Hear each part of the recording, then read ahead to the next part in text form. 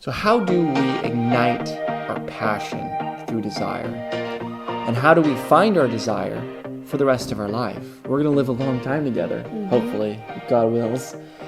I want to enjoy my wife forever and have that hot flame for the rest of our life. Yeah. So how do we do this? So Esther Perel said this: trouble looms when monogamy is no longer a free expression of loyalty, but a form of enforced compliance. And when couples come to us, they're often in that state of enforced compliance. Or they don't see the need to comply, so they are on their way out the door. But oftentimes it's couples that want to stay together, but it's because it's enforced compliance. There isn't this free expression of loyalty. And if you look at that relationship dynamic, it's kind of like, or it's very similar to the relationship between Christ and the church.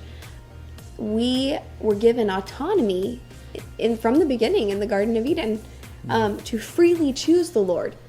And that's why we have fallen nature, because Adam and Eve freely chose a different path in the beginning, but they had that autonomy to freely choose, and that's love.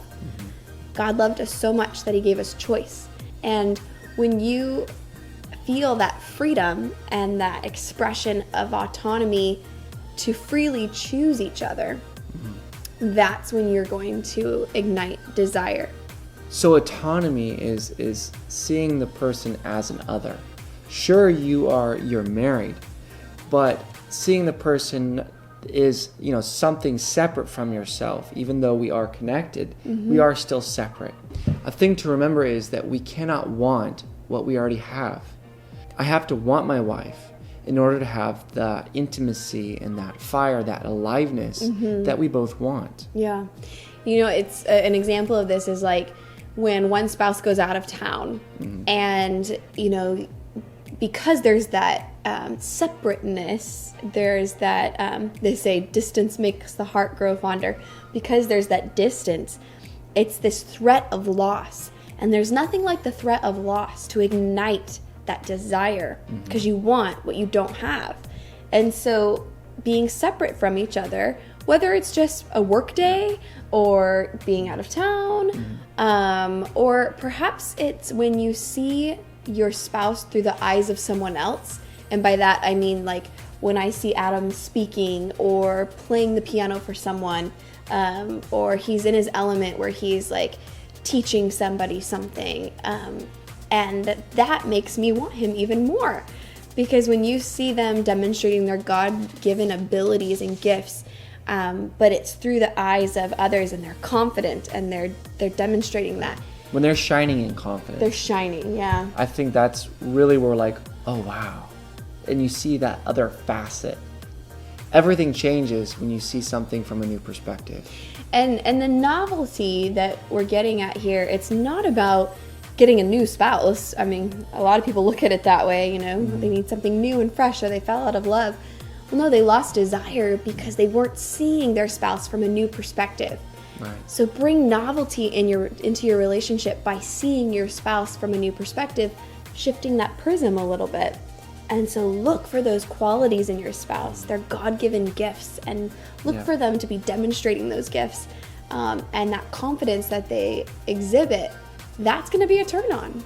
Listen to what Proust had to say about discovery. The real voyage of discovery consists not in seeking new landscapes, but in having new eyes. And that's really what we're talking about, is having new eyes for the thing that's always been there, our spouse.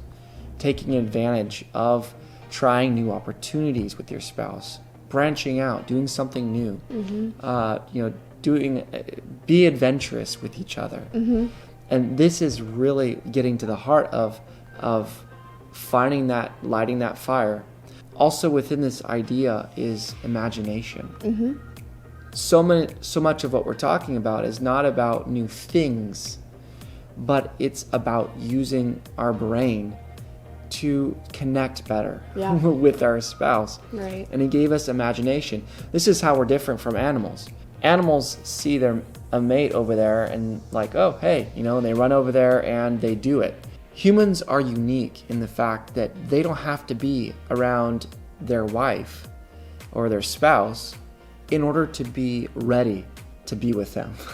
Right? We could get excited. We can just through our imagination of imagining this beautiful scene with our spouse. So using that as a springboard for finding the adventure, for finding the wanting, the desire, is going to be pivotal for what you want. And it's not in a book, it's not in a thing. New places help, but it's not a place. Right. But it's what you do with your mind and how you choose to see your spouse.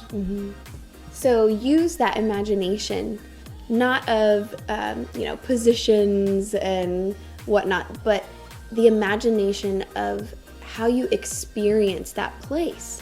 Women often think about sex as something that you do, and therefore they have to talk themselves into doing it.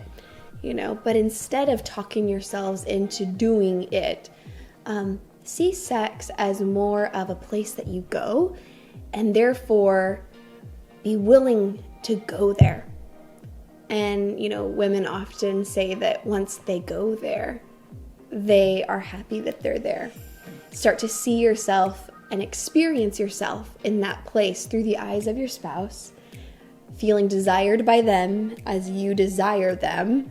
And so you have this beautiful exchange of desire, and then you have that sense of security and godly covenant, and all of that combined is what actually spices up your intimacy.